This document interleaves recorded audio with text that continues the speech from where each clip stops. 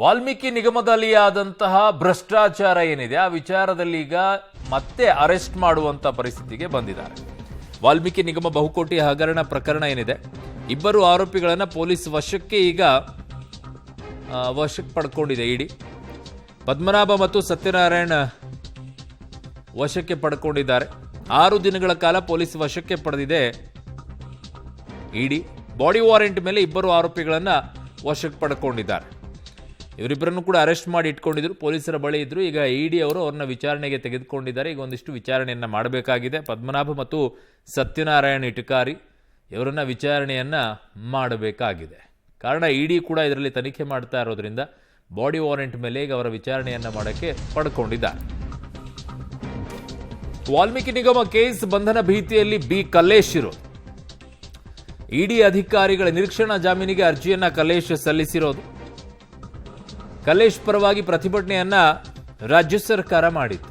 ನಿನ್ನೆ ಇಡಿ ಮುಂದೆ ವಿಚಾರಣೆಗೆ ಕಲ್ಲೇಶ್ ಹಾಜರಾಗಿದ್ದು 28ನೇ ತಾರೀಕು ನಿರೀಕ್ಷಣಾ ಜಾಮೀನು ಅರ್ಜಿ ವಿಚಾರಣೆ ಕೂಡ ಇದೆ.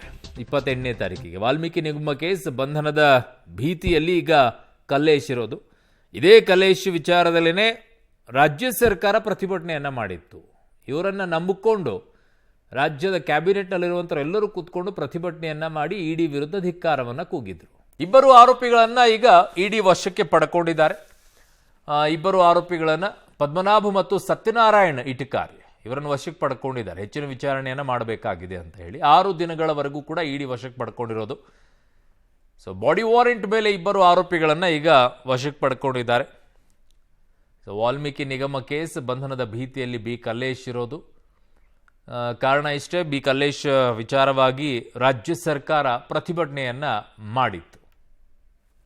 ಸೊ ಕಲ್ಲೇಶ್ ಪರವಾಗಿ ಪ್ರತಿಭಟನೆಯನ್ನ ರಾಜ್ಯ ಸರ್ಕಾರ ಮಾಡಿತ್ತು. ಆ ವಿಚಾರದಲ್ಲಿ ಈಗ ಕಲ್ಲೇಶ್ನ ಅರೆಸ್ಟ್ ಮಾಡುವಂತ ಸಾಧ್ಯತೆ ಇದೆ. ನಿನ್ನೆ ಇಡಿ ಮುಂದೆ ವಿಚಾರಣೆಗೂ ಕೂಡ ಕಲ್ಲೇಶ್ ಹಾಜರಾಗಿದ್ರು. ಸೊ ಈಗ ಅವ್ರನ್ನ ಅರೆಸ್ಟ್ ಮಾಡುವಂತ ಸಾಧ್ಯತೆ ತುಂಬಾ ಹೆಚ್ಚಾಗಿದೆ ಅಂತಿದ್ದಾರೆ. ಸೊ 28ನೇ ತಾರೀಕು ನಿರೀಕ್ಷಣಾ ಜಾಮೀನು ಅರ್ಜಿ ವಿಚಾರಣೆ ಕೂಡ ಇರೋದು.